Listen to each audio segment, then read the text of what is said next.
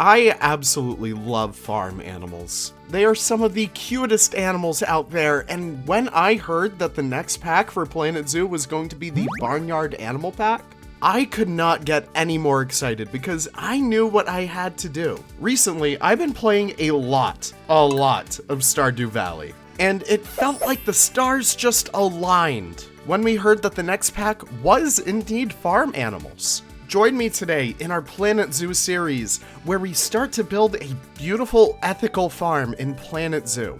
It's time for another Planet Zoo series. Welcome back to Stardew Zoo.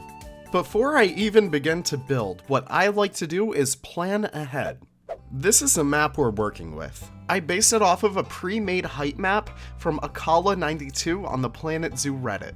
Did you know what height maps even are? They're a really awesome way for you guys to get custom terrain in your Planet Zoo game. It is super useful for if you just want to pop into a map that already has your cool terrain for you and just get building, which is exactly what we did with this beautiful river map. You can see on this map that I made my enclosure sizes specifically for every single animal that I want to include in this zoo.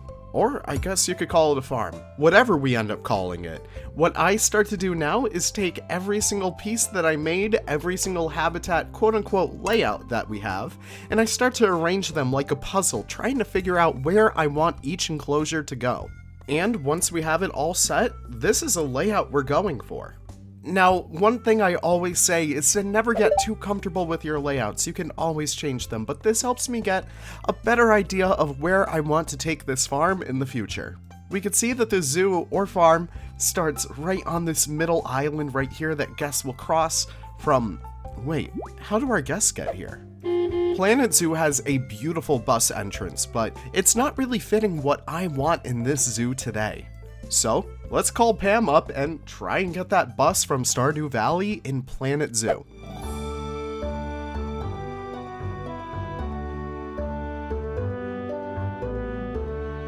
And with that being said, Pam is ready to hop on that bus and bring us to the desert, but not in this case because we are staying right here. There is no desert to go to.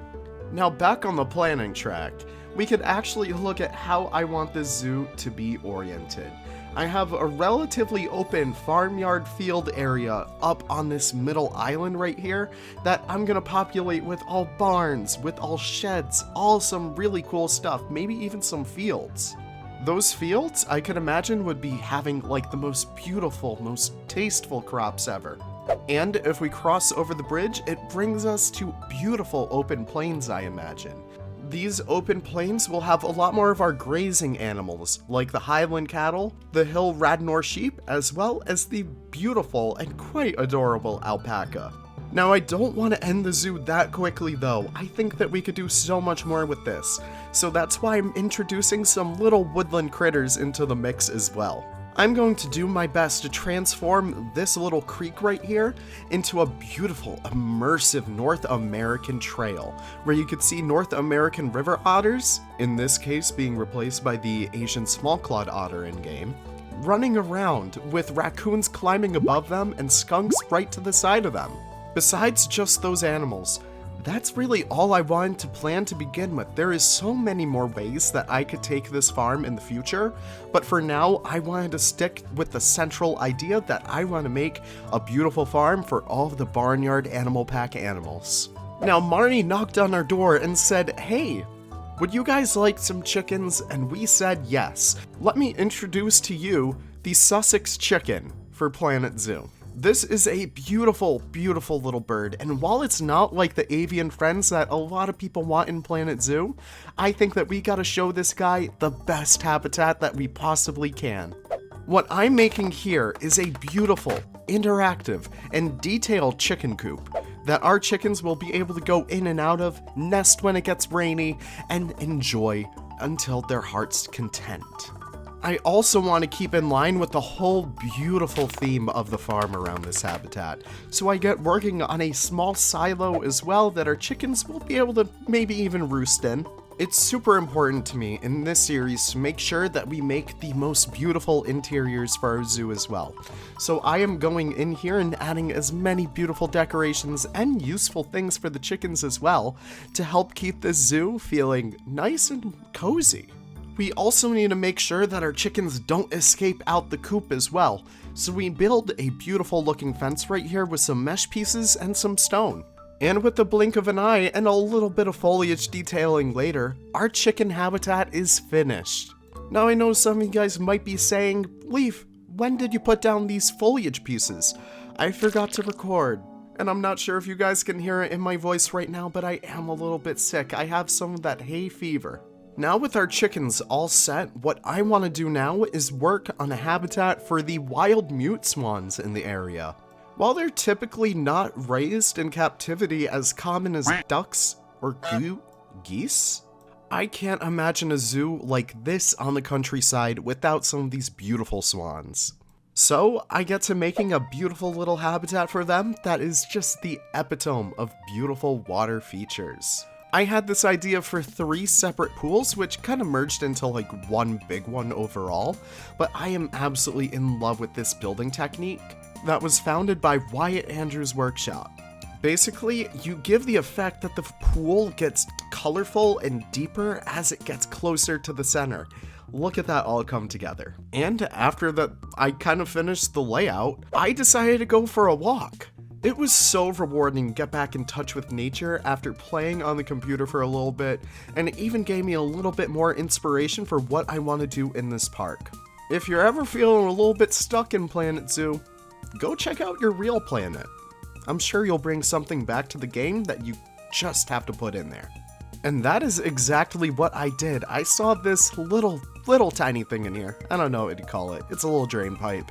I really want to incorporate something like that in the park just to give it a little bit more lore, give it a little bit more character. Something I really want to do in this park is really make sure that I have these really interesting little motifs all throughout the zoo that just really spark a little bit of interest as you're going through here. And with that done and just a few more plants out of the way, we can call our mute swan habitat all complete. These beautiful birds have prime real estate all around the pond where they make their little nests, and they might even bring some little cygnets along the way. Now, what is a farm without vegetables? After all, Mayor Lewis did give us those parsnips to plant, so let's get to planting. I go right over to the right of the swan habitat and make 2 big fields for as many plants as we could squeeze in here. These are going to be like one of a million different fields that I want to include in this build because I am just so excited to build just farm areas in here, just gardens, all that stuff. So I go throughout all of these fields, I make some fences, and I start placing some turnips along the way. Even though I think they're radishes or something in-game, I'm not really sure, but they're turnips to me. Turnip for what? So I line all of them to the surface, and once they're all settled, I just push them right into the ground so it looks like they're just about to sprout. And hey, you want some hay? Well, we don't have any, we're doing wheat over here. So I arrange all these beautiful wheat bushes all across this little pathway back here. And with that being said, our farm area is all complete. At least for now. I can't wait to build for more of this zoo in the future. But for now, I think we've made some incredible progress.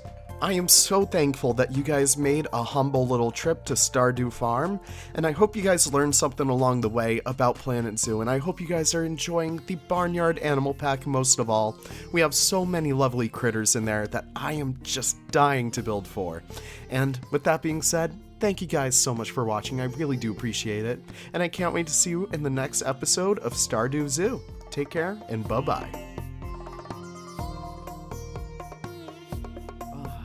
I said Stardew Zoo, right? Not Stardew Farm. Oh well.